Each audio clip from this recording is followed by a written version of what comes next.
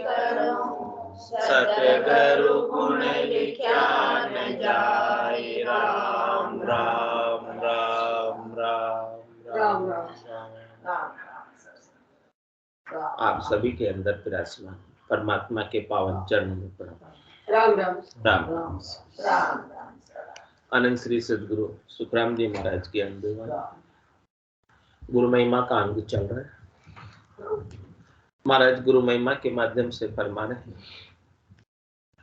गुरु केशव कर तार गुरु गत अखत कहानी। शिव शनकादिक शेष विष्णु बोले मुख बाणी। लख 84 जून जाय भुगतो तुम सोई। गुरु निंदा को पाप तोई उतरे नहीं कोई। शिष्य सतगुरु सु आ कयो पुरा दीनो भेद बताए। 84 सुख राम कहे पाता सठे गमाय। कालू सा गुरुदेव शिष्य नारद सा कही। गुरु बिन मुक्त न होय भेद बिन मोक्ष न लइए।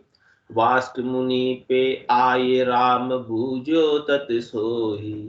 जीव मोक्ष किम जाय ताई गत कहिए मोही। जन सुखिया वाष्ट कही रामचंद्र सुन कान। इड़ा पिंगला सूक्ष्मणा ब्रह्म मिलन रो ध्यान। महाराज सदगुरु की महिमा बता रहे कि सदगुरु की महिमा अपरंपार है। सदगुरु परमात्मा के समान है या परमात्मा से अधिक। सदगुरु परमात्मा के समान है या परमात्मा से अधिक? अधिक, ज्यादा ज्यादा। गुरु गोविंद दोनों खड़े काके लागू पाए। बलिहारी गुरु आपने भी गोविंद दियो बताए। राम का रचा जीवड़ा 84 में जाए। सदगुरु हंदा संतदास मिले ब्रह्म के माय। तो कह रहे महाराज कि गुरु केशव है, करतार है, परमात्मा से भी अधिक, परमात्मा से भी ज्यादा है। गुरु की कहानी अखत है, कहने में नहीं आती है। ये बात शिव शनकादिक शेष जी और भगवान विष्णु ने भी अपने मुख से कंफर्म की है। कैसे कंफर्म की है कि नारद जी को 84 लाख योनि भोगने का श्राप मिला था, क्योंकि उन्होंने गुरु निंदा की, गुरु को नहीं माना।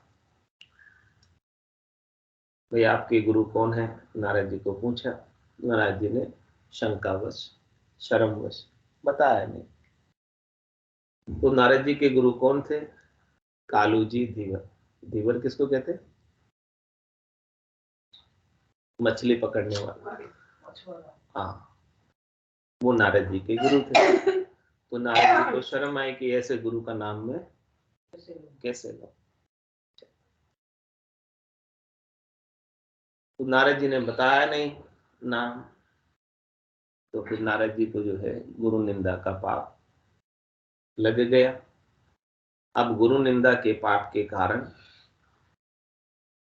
उन्हें 84 भोगने का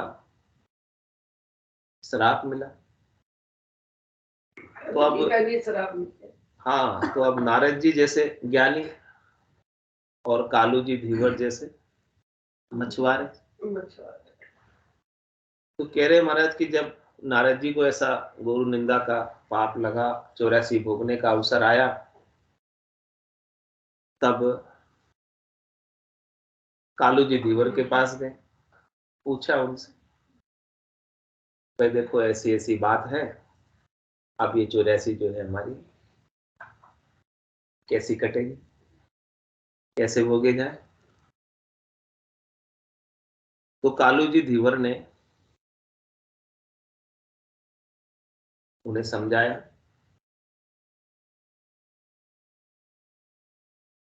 84 से छूटने का उपाय बता दिया। क्या क्या उपाय बताया? कि कालू सा गुरुदेव शिष्य नारद सा कही। नारद जी जैसे ज्ञानी मुनि और कालू जी देवर जैसा गुरु। लेकिन वो उपाय उन्होंने ऐसा बताया कि तुम 84 मांडो उस पे लोटपोट हो जाओ, तुम्हारे 84 निकल जाए, कट गए। ये ऐसा उपाय उन्होंने आसान सा सरल सा बताया। नारद जी ने ऐसे 84 मांडी और उसके ऊपर लोटपोट हो गए। देखो बातों ही बातों में उन्होंने 84 काट दी। ऐसा सरल सा कौन बता सकते ऐसा उपाय गुरु के सिवा। तो महाराज कह रहे हैं आप भी अभी 84 के भ्रम में हो। 84 आपने अपनी खुद ने मांडी हुई है और आप इस 84 में लोटपोट हो रहे हो, कहीं जा रहे हो कहीं आ रहे हो, और आपकी 84 ऐसे कट रही है। ये 84 किसकी मांडी हुई है? अपनी खुद की मांडी। अब सदगुरु आपको उपाय बता रहे कि आप 84 के ऊपर जो है खुद की मांडी हुई है, उस पर लोटपोट होकर इस मांडने को मिटा दो। आपने बर्तन से मांडी हुई, चौक से मांडी हुई, फिर कभी इस खेल में बच्चे खेलते हैं चौक से मांडते, तो कभी इसमें ऐसे जाते आते रहते हैं अपने अपने पाले में अलग अलग। वैसे ये 84 आपने अपनी खुद की मांडी हुई है, बनाई हुई है, और आप इस पे घूम रहे हो। कभी इस खाने में जाते हो, कभी ऊपर वाले खाने में, कभी नीचे वाले खाने में, कभी इधर कभी उधर। तब क्या करना है? इसको मिटाना। डस्टर ले लो सदगुरु के ज्ञान का, उस डस्टर से इस 84 को मिटा।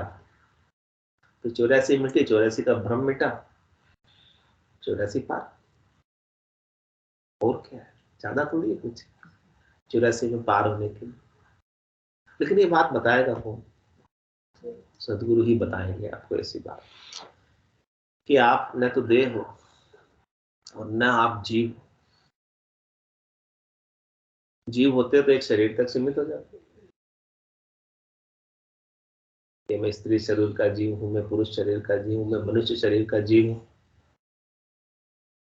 कोई पशु शरीर का, गाय के शरीर का जीव है, अलग अलग शरीर के जीव है। तो आप जीव तो नहीं हो या जीव हो?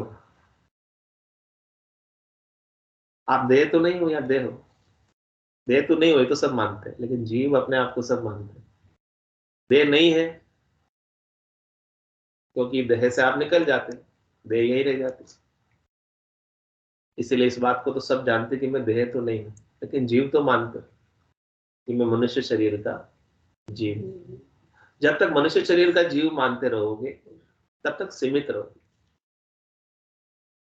और जिस दिन ये मानना छोड़ दोगे कि मैं मनुष्य शरीर का केवल जीव हूं, उस दिन आप केवल ब्रह्म चेतन हो जाओगे, शुद्ध चेतन हो जाओगे और सर्वज्ञ हो जाओगे। आपकी आत्मा में और दूसरे जीवों की आत्मा में कोई फर्क है क्या? आपकी आत्मा में और परमात्मा की आत्मा में कोई फर्क है क्या? करंट तो सारा एक जैसे सबके अंदर, चेतना तो सबकी एक जैसी, लेकिन उसी करंट से पंखा भी चल रहा है, उसी करंट से एसी भी चल रहा है, उसी करंट से ट्यूबलाइट भी चल रही है, उसी करंट से घड़ी भी चल रही है। सब अलग अलग 84 लाख प्रकार के जीव बने, मतलब चेतना सब में, करंट सब में एक ही जैसा, अलग नहीं है। तो परमात्मा की जो आत्मा है वही आपकी आत्मा है, वही सबकी आत्मा। तो सबके अंदर आप परमात्मा देखने लगते, यानी सबके अंदर आप अपने आप को देखने लगते। आप ही सब में हो, परमात्मा सब में है, तो करंट तो एक जैसा ही है ना सब में, अलग है क्या? एक ही। तो आप अपने आप को न तो देह मानो, ना अपने आप को जीव मानो, आप अपने आप को शुद्ध चेतन आत्मा मानो, जो परमात्मा का रूप है, परमात्मा का अंश। ये बात आप जब स्वीकार कर लोगे, धारण कर लोगे, अनुभव कर लोगे प्रैक्टिकल रूप में, तो महाराज कह रहे हैं कि आपके 84 आप अपने आप को जीव मानते हो, इसलिए अलग अलग शरीर में जाते हो। आप अलग अलग शरीरों में सुख मानते हो, इसलिए उन शरीरों को भोगने जाते हो, सुख को भोगने जाते हो। कोई शरीर क्यों डरता है? सुख को भोगने के लिए तो सब शरीर डरते हैं। जिस शरीर में उसे सुख अधिक लगता है वो शरीर डर लेता है। उसकी मति में, उसकी बुद्धि में जिस चीज का महत्व रह जाता है अंत में, वो शरीर आगे पा लेता है। अंतमति सुगति, अंत काल में होती वासना, जा में वासा पाया, कै सुखराम वासना ऊपर कर सवारी। तो कालू जैसे गुरुदेव ने नारद जैसे ज्ञानी शिष्य को 84 कटा दी, मांड के लोटपोट हो जाओ, मिट जाएगी, कट। ऐसे ही सदगुरु अपने को कह रहे हैं, समझा रहे हैं कि आप भी जो है अपने आप को देह मत मानो, आप भी अपने आप को जीव मत मानो।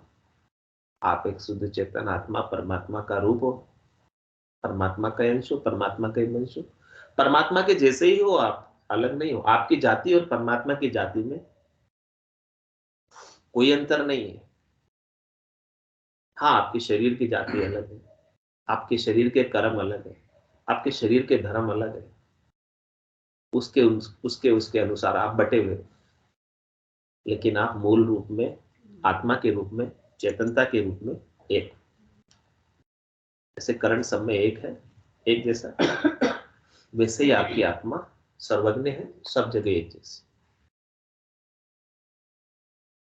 तो आप अपने आप को इस प्रकार से परमात्मा रूप ही मानोगे तो आप नित्य मुक्त ही हो जाओगे। ना आपको कोई मार सकता, कोई मार सकता है आपको क्या? कोई आपको दुख दे सकता है क्या? कोई आपको दुख देता है अभी भी? दे रहा है अभी कोई? देता है? आपको नहीं दे सकता, शरीर को देता है। कोई आपको बुला भरा भरा भला बुरा कह सकता है? कहता है अभी भी? कहता है कोई? तो किसको कहता है? आपको कहता है? आपके शरीर को कहता है। आप शरीर से अलग, इस बात को समझिए। कोई आपको गाली देता है? देता है क्या? आपको दे ही नहीं सकता।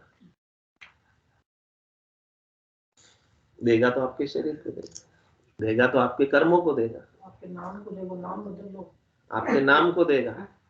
जिसका नाम है उसका नाश है, नाम का तो नाश होता ही। जिसका कभी नाम होता है, कीर्ति होती है, उसका अपमान भी होता है, मान होता है तो अपमान भी होता है। तो आप न तो मान में हो न अपमान में हो, अपमान से भी अलग हो और अपमान से भी अलग हो। आप दुख से भी अलग हो, सुख से भी अलग हो। आप अपने स्वरूप का बोध करो, स्वरूप को जानो। आपका स्वरूप आत्म चेतन शुद्ध स्वरूप है। आप अपने आप को शरीर मान लेते हो, इसलिए आप शरीर के दुख को अपना दुख मानते हो, शरीर के कष्ट को अपना कष्ट मान लेते हो, मरने के दुख को भी अपना दुख मान लेते हो, जबकि मरता तो शरीर है, आप थोड़ी मरते। बोलो मरोगे क्या?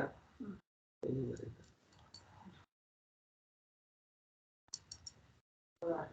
सब हमारा आत्माएं हैं। कहाँ रह रहे हो भैया? सब सतलोक में रह रहे, और सतलोक सबके भीतर। लेकिन बोले पता क्यों नहीं चल रहा, हमको मालूम क्यों नहीं पड़ रहा? क्योंकि हमने माया मोह को ही प्रधानता दी हुई है, इसलिए हमारे सतलोक में रहते हुए भी हमको हमारे सतलोक का पता ही नहीं। झूठ को सच मान के बैठे। ये संसार सपने का है, इसे सच्चा मान बैठे। ये शरीर सपने का है, काचा है शरीर, काचो का नहीं, काचो भांडो है, इसे पक्का मान के बैठे। ये फूटने ही वाला है, रहने वाला नहीं है, इसे सच्चा मान के बैठे। इसीलिए दुखी होते हैं, सुखी होते हैं। तो इस प्रकार से कालू जी जैसे गुरुदेव ने नारद जी जैसे शिष्य का भ्रम मिटा दिया और भ्रम मिटाकर उनकी 84 कटवा दी। तो कह रहे गुरु बिना मुक्त न हो। इस प्रकार से सदगुरु के बिना मुक्ति नहीं होती है। भेद बिना मोक्ष न लगे। सदगुरु से ज्ञान का भेद मिलता है, सदगुरु से ज्ञान की जानकारी मिलती है, सदगुरु से ज्ञान का बोध होता है। और ऐसे ज्ञान के बोध के अभाव में जीव बंधन में पड़ा रहता है, जीव आसक्ति में पड़ा रहता है। ये आत्मा जीव बनी रहती है, इस आत्मा के ऊपर जीव भाव छाया रहता है, आवरण इसके ऊपर माया का, मोह का, भ्रम का छाया रहता है। सदगुरु क्या करते हैं? इस माया और मोह के भ्रम को, आवरण को हटा देते, हटाकर आपको अपने स्वरूप का जानकारी, अपने स्वरूप का बोध करा देते हैं। तो इसी स्वरूप के बोध को पाने के लिए दशरथ नंदन भगवान श्री राम वशिष्ठ मुनि के पास गए। क्या कहा? वशिष्ठ मुनि पे आय राम बूझो तत सोई। वशिष्ठ मुनि के पास आकर राम जी ने, वो तो भगवान थे, अवतारी पुरुष थे, उनको क्या जरूरत थी?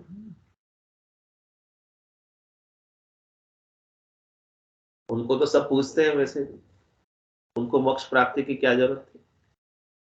क्योंकि वो भी देह धर कर आए थे, अवतार धर कर आए थे, माता के गर्भ से आए थे। कौन सी माता के गर्भ से आए थे? क्या नाम था उनकी माता का? कौशल्या के गर्भ से। तो वो भी अवतार जो है शरीर धर के आए थे, तो वो भी मुक्त होना चाहते थे। तो मुक्त होने के लिए उन्होंने भी, जिनके पास होनकाल की सब कलाएं, सब कुछ कर पाने में समर्थ, उनको क्या जरूरत थी गुरु की? जरूरत थी क्या? उन्होंने भी बनाया। फिर उन्होंने भी वशिष्ठ मुनि के पास जाकर ऐसे तत्व का भेद पूछा, तत्व के ज्ञान को प्राप्त किया कि वास्तविक तत्व क्या है, वास्तविक मेरा रूप क्या है, वास्तविक मेरा स्वरूप क्या है, क्या मेरे पास जो इतनी शक्तियां हैं होण काल की, जिससे मैं सब कुछ कर सकता हूं, वो मेरा स्वरूप है?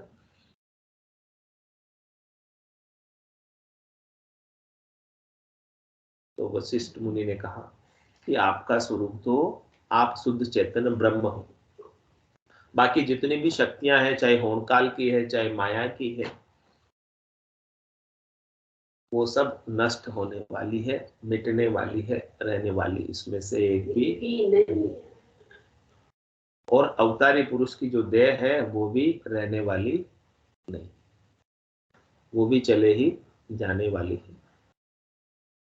भगवान कृष्ण की देह भी गई, भगवान राम की देह भी गई, सबकी देह जाती, लेकिन वो तत्व जो आत्मा है, जो परमात्मा का अंश है, वो न कहीं जाता है न कहीं आता है, वो वैसा का वैसा रहता है। तो अपनी दृष्टि किस पर होनी चाहिए? क्या क्या पहचानने में होनी चाहिए? तत्व को पहचानने में हमारी दृष्टि होनी चाहिए। इस ऐसी दृष्टि कौन देते हैं? ज्ञान की दृष्टि सदगुरु देते हैं। उसी दृष्टि को पाने के लिए दशरथ नंदन भगवान श्री राम वशिष्ठ मुनि के पास गए। तो वशिष्ठ मुनि पे आए राम बूझो तत सोई। तो उन्होंने ऐसी तत्व की बात पूछी, खास बात पूछी, मुख्य बात पूछी, मुक्त होने की बात पूछी, भेद की बात पूछी, रहस्य की बात पूछी, जिससे उनको अपने स्वरूप का बोध हो जाए, ऐसी बात पूछी। और कहा कि जीव मोक्ष किम जाए। जो आत्मा शरीर में आई हुई है वो क्या कहलाती है? जीव कहलाती है। जो शरीर में आ गई वो जीव हो गई, जीव है। जो शरीर में आ गई आत्मा वो जीव कहलाती है। तो कहने कि ये शरीर धरना कब बंद करेगी, कब ये जीव मरना बंद करेगी, जीव का खोज कब मिटेगा, कब तक ये शरीर धरती रहेगी? क्या कोई दिन ऐसा भी आएगा? तन दुख जा दिन जावसी, जा दिन धरे न दे, निरंजन लग सुखराम के भुगते गो नरिये। तन के दुख कब जाएंगे? जिस दिन ये तन नहीं धरेगा। जब तक तन धरेगा तब तक तो तन के दुख लगे ही रहेंगे साथ। तन के साथ सुख भी है तो दुख भी है। सुख जहाँ दुख, दिवस जहाँ रजनी, जहाँ जन्म जहाँ मरना, ज्ञान विचार बुरा का देखो, काल फास क्यों पड़ना। तो क्या पूछा दशरथ नंदन भगवान श्री राम ने वशिष्ठ मुनि से कि जीव मोक्ष किम जाए, ये जीव मोक्ष में कैसे जाएगा, मुक्त कैसे होगा? शरीर बार बार धर रहा है, ये शरीर धरने का क्रम उसका कब रुकेगा, कब ठहरेगा? ये जो चक्र में पड़ा हुआ है, इस चक्र से बाहर कैसे आएगा?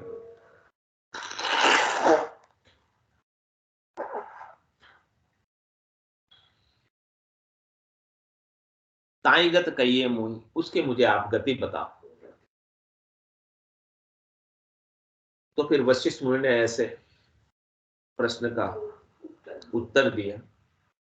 जन सुखिया वाष्ट कही। वशिष्ठ मुनि ने कहा, क्या कहा? रामचंद्र सुन कान, मैं ऐसा उपदेश आपको देता हूं जो आपको निर्भय बना देगा। उस निर्भय हो जाने वाला आपको आनंद की प्राप्ति कराएगा।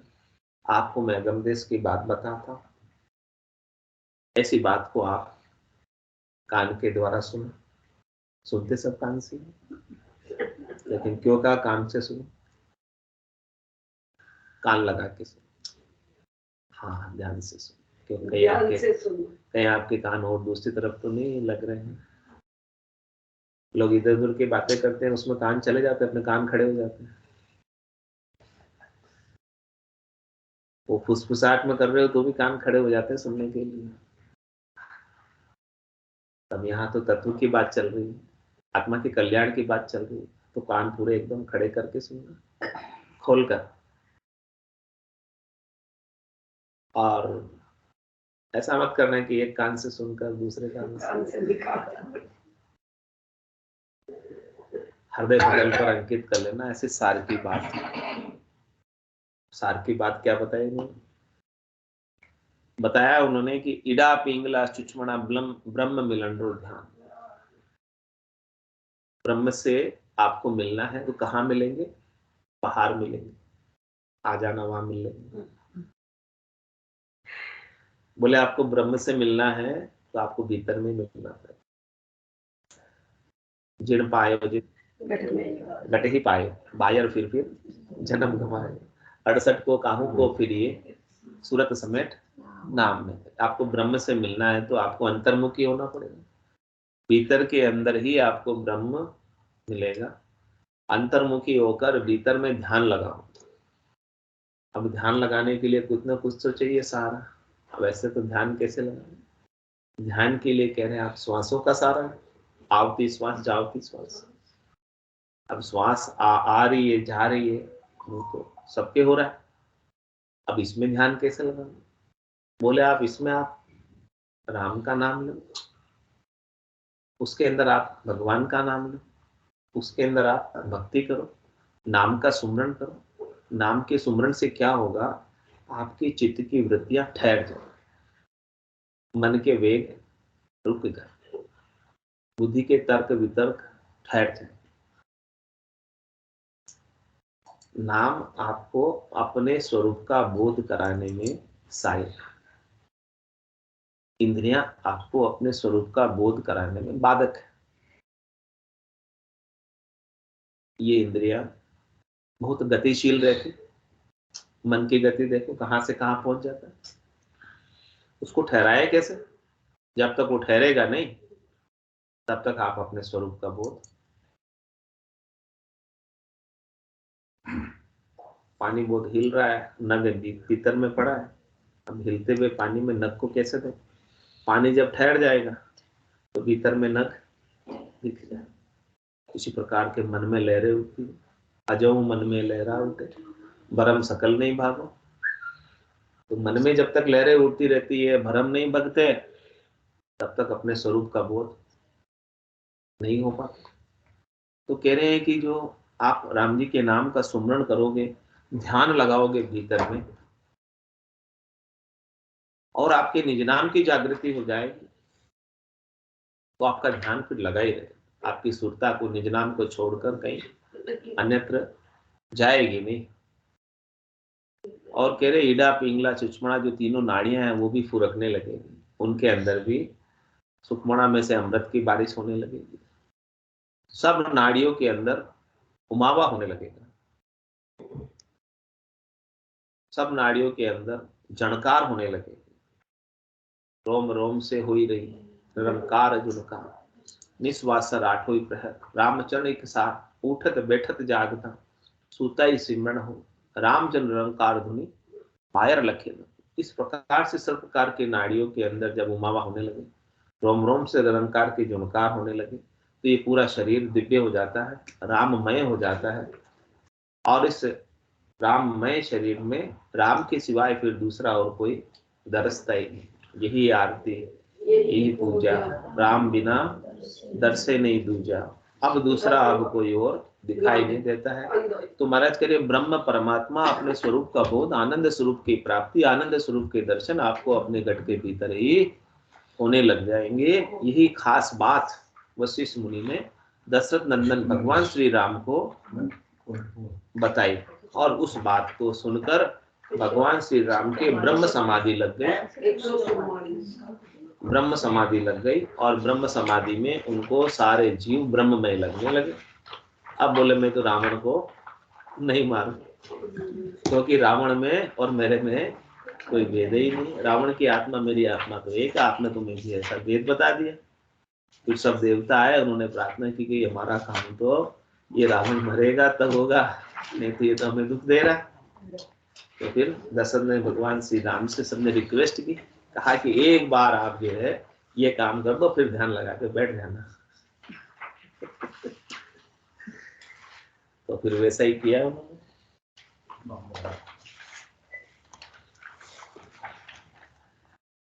हरजस पदराग आशा 8 144 पेज। बांधा आयो मोसर मति हारो रे, बांधा आयो मोसर मति हारो, जहाँ संग हंस अगम कर पहुँचे, जहाँ संग हंस अगम कर पहुँचे, ले सत करु शिर धारो रे, बांधा आयो मोसर मति हारो रे, बांधा आयो मोसर मति हारो, जग को हेत सकल दुख दायक, जग को हेत सकल दुख दायक, जहाँ संग सुख मति जानो रे राम, जहाँ संग सुख मति जानो, सुख दायक सत्संगत जग में, सुख दायक